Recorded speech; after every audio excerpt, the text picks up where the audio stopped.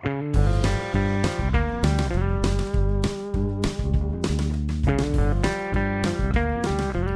morning, everybody. Another edition of Coffee Talk. A few announcements first. Event announcements. April 23rd, Vogue in the Village with Christine and the Port Jefferson Chamber being put on in Theater 3. Unique event for sure. First time, as I know. Just a lot of fashion and good stuff. The space at Port Jefferson will be there. We're proud to be there. And the other two events that I can announce because they were just approved by the Board of Trustees at Port Jefferson Village that I'm excited about because I host them is the Port Palooza Music Festival July 29th, and 2 weeks before that, Port Paws Dog Festival in Caroline Field should be outrageously good. That's July 15 and 16. And on to the business at hand here with Professor Labs. Man, you are such a value to the community. I see Joe in Southdown Coffee, and we're going to have some coffee this morning and have a talk. You were on the show 3 years ago, as far as we remember. Yeah, it was a while ago now, yeah. You know, and you came on with Lori Mills, good friend, beer aficionado, I might add, if that's the correct word. Certainly an expert, great person. And, I was sort of educated as to what you do for the community, and I really want to bring this out because without you, when I take my dog to the beach, he's either going to step on glass or I'm going to step on glass or we're just going to be like, what's this beach all about? So thank you. How did you get started doing this? Yeah, I mean, first of all, thanks for having me back. You're welcome. In the few years since I was last here, I mean, obviously I've been continuing to do that sort of beach clean work, and really that's how it sort of started, as you pointed out, just going to the beach. I've always loved the beach. I was born in Florida, but I moved here when I was a kid, and that was something that always I feel like connected me to nature was the beach. So, and I think a lot of people from Long Island can obviously relate as well, having various connections and sort of. It was surrounded by water, yeah, north and south. Exactly. Yeah, memories and just like that sort of. It's part of who we are, I feel like, and it's true of a lot of other people around the world too, obviously. But yeah, loving the beach and going to the beach, whether to just like hang out, hike, swim. Unfortunately, you do notice this, trash over time, and that's basically what happened to me. How I got involved in all of this, because interestingly enough, when I tell people that I'm a professor, which I am, at Stony Brook University, they assume that I'm a marine biologist or I'm a marine scientist because I'm out there cleaning beaches and trying to promote different types of advocacy along those lines. But I'm actually a writer, and I teach writing and rhetoric at Stony Brook University. I'm a lecturer. And again, I think that speaks to the universal nature of this type of issue, ocean plastic pollution, and sort of how we're all involved in it, and we can all sort of participate and contribute in our own ways in terms of what we go out ourselves and do, but also just trying to raise awareness and work together in creative ways and just see what more can be done to try to address, again, like you say, sometimes very just practical issues or concerns, like stepping on stuff or having your pet step on something. Those are very real concerns for a local resident, obviously. So give me an idea. In your Stony Brook professorship, what's a typical topic or talk that you'll speak about? What are you teaching there? Yeah, so in terms of the work that I actually do in class, I mean, Stony Brook is a very big STEM school, science, technology, yeah. And so it's actually really interesting. That helped, I think, bring a lot of awareness to me working with students, because I teach a lot of, students in terms of starting out with research and research sort of processes and how to go about all of that. And a lot of them actually are interested in environmental issues, or they're even marine science students themselves. So a lot of what I do out, in the wild. Your advocacy is always there, is really where you're going, no matter what you're doing. Yeah. And you have such a fertile, if you will, audience there. Yes. Yeah. And so I've been trying to work more with the SPU Environmental Club, for example. I did a lecture there last semester, and I, pretty much basically just kind of introduced myself and kind of these basics of what I do. And then I did what I seemingly always do when I go somewhere to give some sort of talk or lecture, is I just stop by the beach and pick up a bunch of stuff and show and just sort of talk about, again, some of the obvious ways that different types of plastic pollution, again, especially, are produced and how they end up at the beach, as well as the less obvious stuff, because that's something that I think oftentimes surprises people. And it's something I've learned a lot about over the years is sort of, these odd connections. It's something that I'm trying to focus on more in my writing, because I'm primarily a fiction author of short fiction, and just like the stories behind some of these objects, like, how sometimes it's seemingly obvious, like how this ended up on the beach, but then you find other things and you're like, what is the story behind that? Like, what exactly is going on that leads to the culmination and congregation of, all of these various things that, just together is this very complex tapestry that it's hard to make sense of sometimes, because sometimes you do go out and you see just so much out there and it can feel almost overwhelming. So I think trying to make sense of that is a big part of what I've been trying to do more and more, again, just in terms of like raising collective awareness and, having people think about like, well, what maybe they can do to think about their own habits, their own practices, and obviously, larger societal issues and questions as well. So it's very, very complicated the more you dive into it. But that's actually, any topic. What I'd like to do, we're going to bring up some examples shortly, but before we get there, just how big a worldwide problem is waste in our oceans at this point. We have 7.5 billion, maybe a little more people on the planet. To be frank, we have some countries that just don't give a shit about this. There's some countries that do. Can you give me a feeling of the problem that we have, for example, compared to 50 years ago? Yeah, I mean, that's an interesting way to look at it, too, from the standpoint of the fact that you go back 50 plus years and this is a totally different situation. Right. And it's something, I mean, even I'm only in my mid-30s, but I remember as a kid not seeing all of this plastic waste, like going back to the 1990s even. Obviously, it was around and was becoming more of a problem, but that's part of the culmination of the problem, is the fact that a lot of this trash, especially single-use trash, but other plastic waste in particular, it's in no rush to break down over time. Right. And so I just try to do like wild stuff to learn more sometimes. I'll like go with a shovel and start digging and be like, all right, this piece of plastic, it was a single-use bottle or cup, but you can see from how degraded it is, or find like a date on it from 20 years ago, for example. So that's part of it too. It's like we're producing more basically every year. The oceans are the, ultimate lowest place, right, on the planet where everything goes down to. And it does take so long to break up over time. So I think that like visibly, that's why it, has become such, in recent years, such an issue that people can finally see, because it's just been collecting and culminating over time like that. As I said, I know we're going to bring it local, but there's terms that I've learned of recent Pacific gyra, they call it. Yeah, with the garbage patch, right? Which is just, it's so devastatingly sad. I think they're making some headway on these mass retrievals. You can maybe speak about that, but the other sad thing that I've seen is the breakdown of the filament of plastic, if that's a word, in fish, in our wild fish, and it's just so sad to me what's found in there. So we're not even talking about right now the beach. I'm talking about what's still out there. You're finding what, in a good way, almost is getting to where you can collect it, right? But what's not being collected out there? It's a whole other world. Have you been out, by the way, in the water to do the same thing you're doing, but out there? Out like in the ocean, for example? No, there are groups that do exactly what you're saying for exactly those reasons, though. And that's kind of what's cool about doing this type of work, too, especially, thinking about how to use social media in different ways to share your stories and experiences and maybe get others involved in different ways, but also to learn from them and what they're doing. And you don't have to go farther than Instagram or YouTube or any other social, now TikTok, and you see like people doing really cool, innovative things. There's people who go out with kayaks, for example, to access, especially on the South Shore of Long Island, areas that you couldn't normally just hike to, for example, or walk to, for example.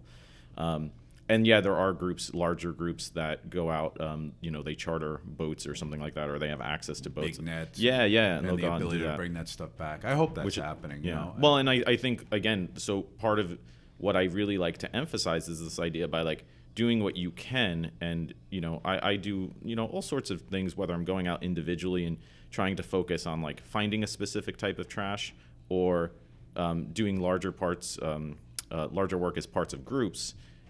other people see it and they come up with their own ideas. And so it's like, again, that idea of visibility in terms of doing actual work that I think is really important too. It's hard to quantify, but there's a quality to it that I think matters. Let me ask you this. This may be a bizarre question, but when I was a kid, the compartment that we carried soft drinks by and large was glass. By and large now it's plastic. Yeah. So my question to you is, would you rather see it go back to glass? And if people are not going to be responsible, is having glass at the bottom of the ocean better than having plastic in the top of the ocean? That's a fantastic question, and it's a really hard one to answer, because what that essentially, in my experience of how I've looked into this, what it comes down to is really asking and assessing. I mean, you've raised this interesting point, how we have more people on the planet than ever before. And if you think about how we live and interact, whether locally or globally, it's like plastics are a part of that. Like, in order to maintain whatever this status quo is without plastics, you have to make some really big changes, or you have to reconsider like which plastics you're using in which ways. And that's something that sometimes people are surprised to hear me say, that like, it's not as if I'm anti-plastic in theory. Like, plastics are really a miracle substance. You can use them in so many unique ways. I mean, you look around here, I mean, we're wearing plastic, like we're surrounded by it. Yep. Yeah, exactly. And so it has this utility that is very functional in certain ways, but you're right, it's this other question of like, well, if we do replace these items, like, are we doing that in a better, more sustainable way? You know, like, exactly, like, what are the relative effects of, producing glass as opposed to plastic or something like that? And so those are the types of conversations that I think are sort of necessary. Like, it's easy to just say like, all right, stop using plastic altogether. But like, okay, what do you replace it with? Again, like, what is the relative cost to benefit in that way? And glass, again, is an interesting example, because I do find a lot of glass, but it's in some ways like, it feels less insidious to me. Totally. I mean, there were places out in California, I forget the name of this beach. I think it's called Glass Beach. Yeah, sure. Near Laguna and it's sort of beautiful. And if it gets rubbed down by the water and salt, you kind of feel it's less insidious. But I'll say this, we'll just go to the corporations for a second. Let's go to Coke, right? So I'm a Coke drinker. I'm a consumer of Coke. Right. And I have to tell you, I'm really annoyed by the half-gallon squeezable plastic, because the plastic's too thin. Right. And so it's not even like a good compartment for me. It's right. I just want to go back to glass with that one product. Never mind the billions of other products we have. Well, so this is why it's such a complicated question, because it's like, why are they really using plastic, right? And it's like, you're going to get so many different answers from so many different areas. It's like, Coke would probably tell you, well, we've reduced the amount of plastic, for example, and how we've like reshaped the bottles, maybe, right? So they're more sustainable in that way. But it's like, you're still producing more Coke bottles every day probably than ever before. Right. And again, it's sort of that like interesting question where it's like, well, if you replaced it with glass, like, would that actually be more sustainable? Like, would they be able to produce It's very as much in complicated mass? because, It's interesting. because even to recycle it, there's more weight, which means more cost, which means more trucks. Well, it's cheaper to ship plastic than glass, certainly. Exactly. You can compact it. Yeah, sure. So, glass is way heavier. This is a little outside of what you actually do, but I think it's well, important. there are questions that come up. Yeah. I mean, it's sort of the source and the human reasons why this exists.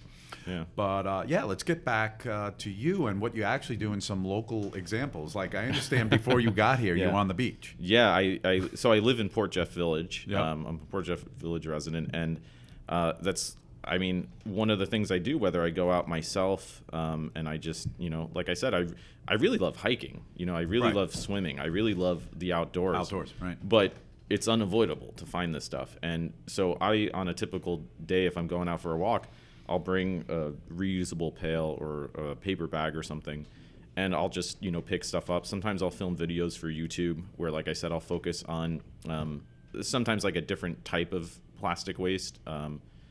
Perfect example was a couple years ago, I was finding a bunch of tennis balls, and I was like, that's interesting. I did a cleanup video, I put it on YouTube, and I was like, I found like 100 tennis balls. I'm like, that's crazy.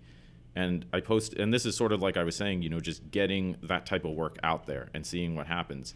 I posted that video on Reddit. Somebody from Reddit knew somebody at Wilson Sporting Goods. Oh my God. They sent it to Wilson Sporting Goods. Wilson Sporting Goods emails me and they're like, hey, we saw your video. We actually have a tennis ball recycling program, which I never even imagined, because a lot of the problem with recycling different types of products that you might find at the beach, whether plastic or otherwise, is the fact that there isn't much recycling infrastructure for them. It's just, wrappers and stuff that goes into the garbage or whatever. But they're like, yeah, we'll send you these bins if you want to make another video with those bins. Wow. And so I upped it to 1,000 tennis ball beach clean challenge. And I had some people from the village too help out. And we found, we collected, it's on YouTube, 1,000 tennis balls, and sent them all in these giant bins back to Wilson. So and the tennis balls were being thrown to dogs, I would think. Yeah. So again, that's something. I mean, nobody's playing tennis on the beach. Well, so maybe they are. So this is exactly what I was saying earlier with this idea of like, what's clearly identifiable versus not as obvious versus some combination maybe of the two. And that's a perfect example where absolutely a lot of them are left behind. And you see there are dog parks that have free tennis balls or something like that.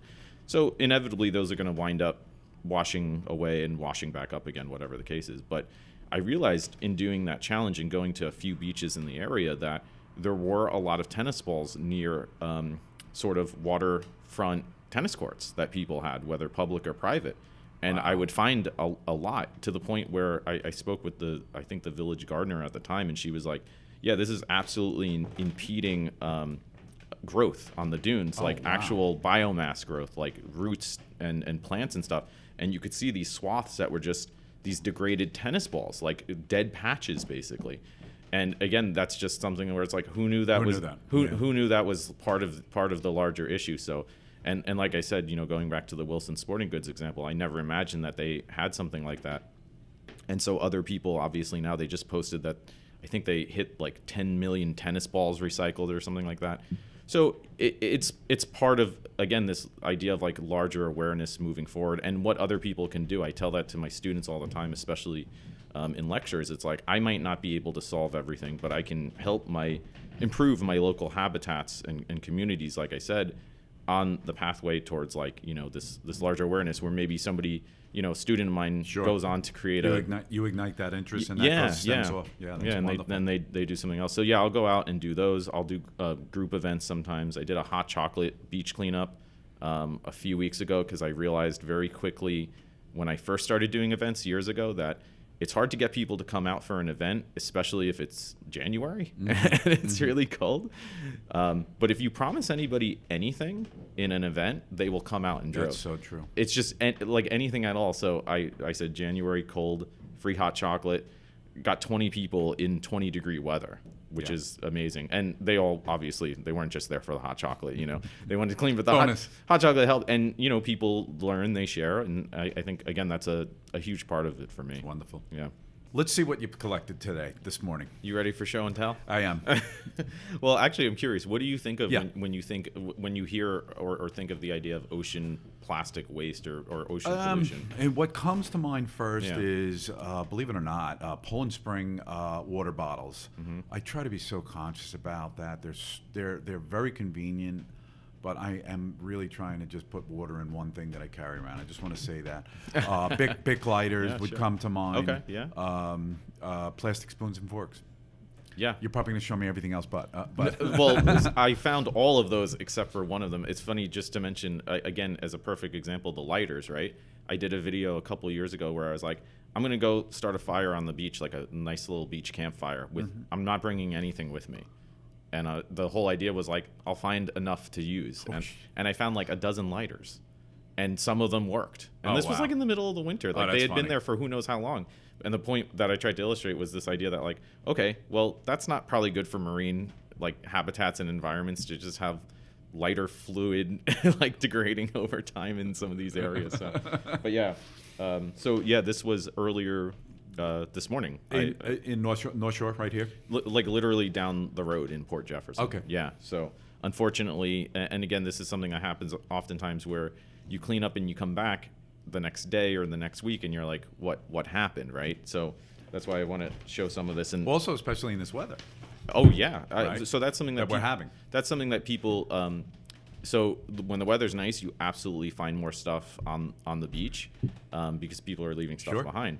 But there's also this runoff that if there's a bad storm, for example, it runs off from the local roadsides. Right. So a lot of it is actually starting inland, and it's again through storm runoff or just streams and rivers too will bring it out to the ocean. Then that washes up with the storm surge or something like that. This first thing I found. This is great. I'm not even sure what that is. I think I know what this is. Okay. What's your? So glow stick came to mind. I don't know if it's quite that, but I have found glow sticks. So that's why I decided to bring it because it's very odd. I just used this. Oh, really? Okay. I just literally used this, and it used to hold like even baby tents together. It could be. Oh, okay. That type of thing. But I literally had just used this. But it's as plastic can be. This is not a glow stick. This is something to hold a fabric structure together. Oh, so that's exactly why I asked, because that's sort of my point. It's like I've as I said, I found glow sticks that kind of have this semi-translucent, plastic whatever to it, but it's all these other things maybe as well. And that's a perfect example where it's like, well, whatever it is, it's now trash, right? And it's now just breaking down slowly over time, right? So that was one that I had never really. This is the first time I found whatever this is. We'll put our used garbage. I'm sorry. I should have brought wipes. I always have Purell on me, but it's fine. Yeah, and then so some of this stuff is very common as well. So like this is one of the more common items I find, and it looks like kind of I mean, if you look at it from far away, it looks kind of like a rock almost. It looks natural. It looks natural. Yeah, it looks like a sea sponge or a rock. But this is asbestos. I don't know what it is. It's some sort of foam material. And if you like, it could be part of a boat. Yeah. So if you rub it, though, it like comes apart in the tiniest of synthetic pieces. So these I find all the time. And again, it's sort of that interesting question that we were talking about earlier. This idea of like, okay, stuff like that, whether it's especially like foam buoys, I find a lot of just cracked and pieces of littered everywhere. Really, wherever I clean up along the beach, and it's like, well, what can we do to prevent that? What could we do to replace some of that? Again, I don't necessarily have the answers to it, but who knows? Maybe the Wilson equivalent of that has some ideas or something like that. Right. So that's definitely something I see a lot of, and those are good to, I think, remove for those reasons. I found a giant one the other day, a giant blue one, and I made a reel of it on Instagram, and everybody was like, "What the heck is that?" Yeah, sort of. But yeah, you obviously find stuff that people are leaving behind at the beach. So like takeout containers, very common year round, really. But especially in the summer, you see like an influx of that sort of stuff. And this was another aluminum similar one, but plastic. Soup. Yeah, or like something like that. Exactly, and you see how that obviously breaking down. Yeah, and it's just going to break down. Exactly, and it's just going to break down into tinier and tinier pieces. And you mentioned the part about the plastics and microplastics in fish, and part of what's scary about all of that is that we're eating it. Well, and the research is still like happening. It's like we don't know. Of course, we don't know the full. We need a couple of 100 years to fully understand this. So that's something where it's like this is worth focusing on and thinking more about for all those. If you know this year, I'm gonna really totally be impressed. What year was plastic as we know it invented? Well, I guess it depends on what we mean by plastics as we know it, right? Sometime I think in the 1930s, maybe they were. So it's not that long, Yeah, they like that's I think when they were first refining it in ways that we would kind of come to use it, and then basically post-war it starts to pick up, and then 70s, 80s, 90s, it's been consumer. It's been madness since then. Consumer bomb, basically. Well, and there's again, so perfect example, water bottles, right? Baby water bottle. You find so many of those, baby ones, big boy ones, and there's this weird sometimes and this is why politically it gets very tricky, right? Like because sometimes you see arguments online, and my whole point is to just try to learn more, You're an educator. Yeah, exactly. And water bottles are a perfect example where I've seen counter arguments sometimes where they're like, oh well, reusable bag or reusable water bottle it's pointless because it only makes back the savings in terms of environmental savings if you use it 200 times or 300 times. I'm like, yeah, I've had my bottle for years. Yeah, my reusable bottle here. So I'm like, so that's actually an argument for this, you know, if that's the premise. Absolutely. And you see that Stony Brook, my university, does a great job with these water bottle refill stations, because they say right on them bottle saved based on how much water they distribute, and students use them. Yep. And it's crazy. It's in like, some of them are in like the tens of thousands of bottles already since they've installed them. We're putting a new water fountain in crazy. on the west end of town, and we will have a refill aspect to it. Oh, I love that. And a dog fountain. A Oh, dog okay, fountain, cool. a human fountain, and a refill. That's all you need. You know, I was in, I'm sorry, there's so many examples that come to mind the more we talk. I was in Rome last summer, and they have these natural springs, and they just have water fountains all over the city. Mm-hmm. And people just go around with their, you know, bottles and refill in water fountains. It's really cool. It's like a natural version of that. Cool. Which I thought was really interesting. Yeah, obviously single uses, right? So this is I think a wrapper for like I don't know what it's for actually. It's from like 7-Eleven or something. Yep. But it's like clearly a single-use type wrapper plastic thing that is now just, again, it was just kind of like half buried in the sand. Yep. 2 pounds worth at one point. Yeah. These are famous. So yeah, the lid, and specifically this lid, you can see has probably been around maybe a couple of years. It's pretty worn and degraded, but it's holding up. Like, considering that it was made for single use, it's crazy that, you know, it's still just here breaking down slowly over time, however long it's been here. But again, there's other stuff that you don't normally expect. So Styrofoam, right? styrofoam. I can't tell you how much styrofoam, or by extension, Piece of a styrofoam cooler. I don't. This is a little sandy, but this is like packaging, like the inflated packaging. The inflated packaging. Yeah, Yep. and it's like, well, what's going on there? What's going on there is record Amazon packages. That's what's going on. So that's there. something that I tell people as another example, that it's really challenging to think about and ask, like, well, how much of this is sort of insidious, like people leaving stuff behind at the beach, versus, like, you know, I use the example of how many times has a raccoon knocked over your garbage, right? And it blows down the street. And it blows down the street. It's like, well, that only happened like once or twice last year. It's like, yeah, but that happened to everybody once or twice last year. Right. So you can imagine how some of this stuff, it's like, collectively, it's this challenge of thinking like more broadly, right? And that it's a culmination of all of those instances over time, that this is how you wind up with some of this stuff, at least in part. We're years away from truly understanding, because I Amazon's agree. been huge, Yeah. only 10 years, so to speak, and billions of packages per day. And This is funny. You dip it into this. the classic straws. Classic straws. Classic straws. I like the ones that particularly look like straw, because I think that's ironic, and they try to hide from me. Yeah. In sometimes. This I thought this was a weed. What do they call that? Bamboo, I thought. Yes. Okay. Right. So that's a straw, folks. Yes, and same thing. This is obviously This is a typical classic. McDonald's. Classic. This is a McDonald's straw. Yeah. So you still find these, even though they're not as many, and that's actually something that's Might have provided a home for a creature for a little while. Well, that's something that's been really interesting over the past few years, where you do get different types of restrictions or bans, like plastic bag bans, for example. It's like, yeah, I don't really find plastic bags anymore because they're not around. But like, I could go back through my YouTube videos or my Instagram content, and you hit me on the head, give me amnesia, and you're like, just based on what you're finding, like, what year is it? And I could tell you, you know, which were from the pandemic years, because it's like there's masks. Lo and behold, masks and gloves everywhere. That's right? Interesting. Yeah, so it's very reflective of, you know, these nuances, time periods and yeah, cultures that we can obviously relate to very clearly. Yeah. Wow, that's amazing. But I wanted to show you. Oh, the classic ball. So do you know rubber what ball? Do you know what that is? It's a handball, right? I'll give you a hint. Oh, this is the inside of it's a the core, tennis ball. It's the core this of is amazing. Yeah, it's the core of a tennis ball.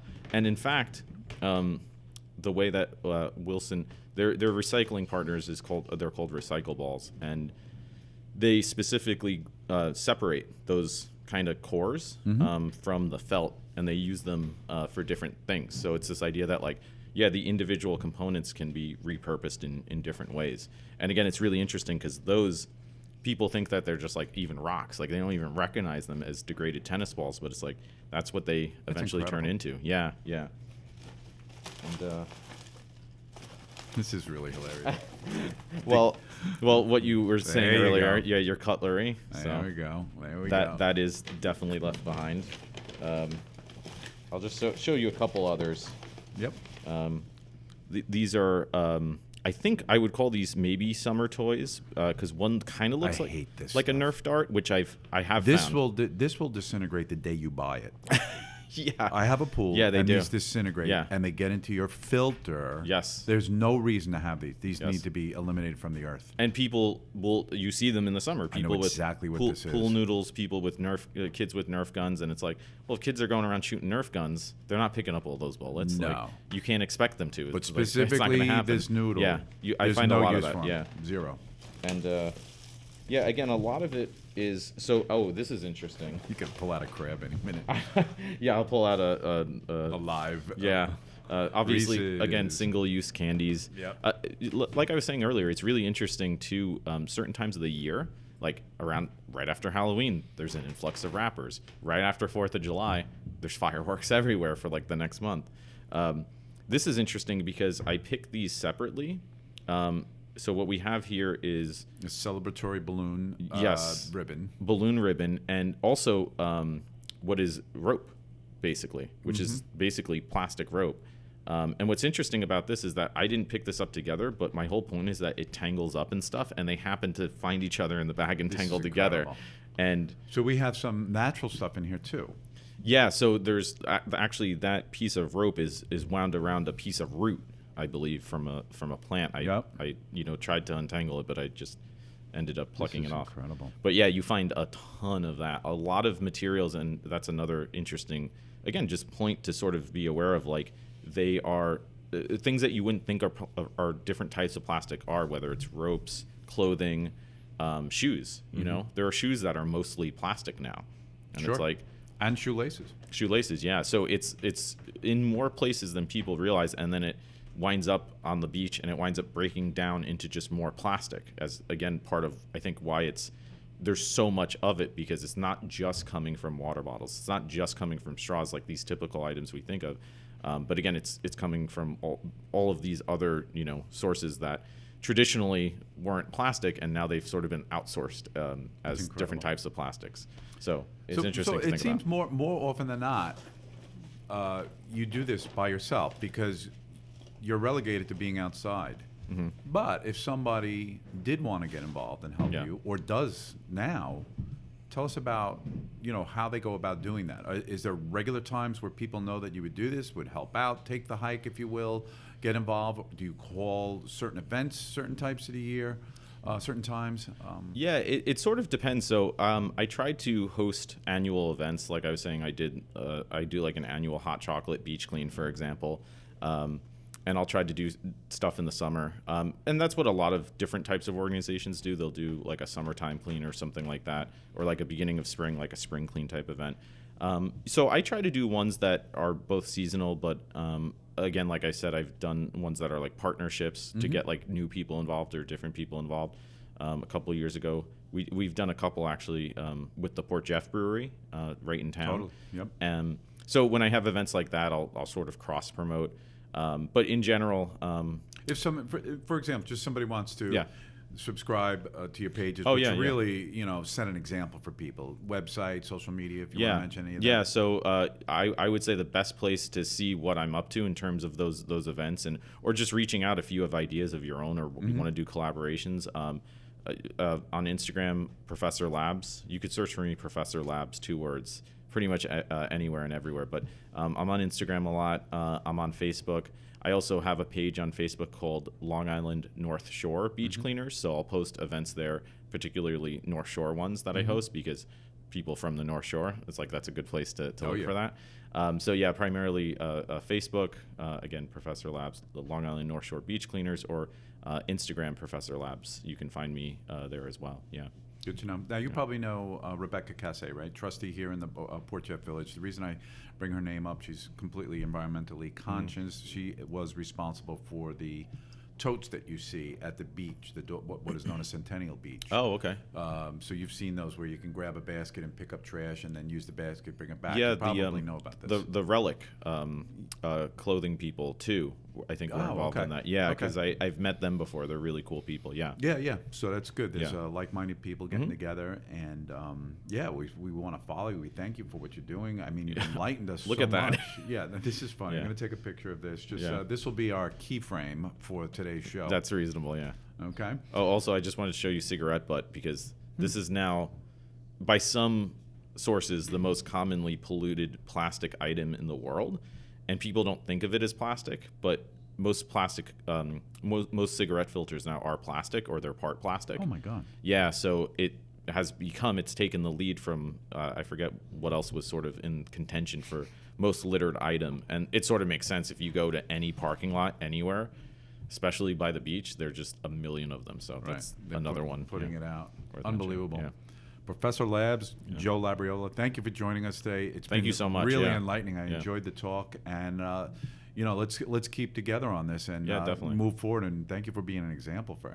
anybody. Oh yeah, Professor Labs on YouTube too. That's where you can see me film some of this as well, which is always interesting. Okay, Yeah. we'll follow you. Thanks. Thank you again. so much. Yeah, it was See you great. soon. Yeah.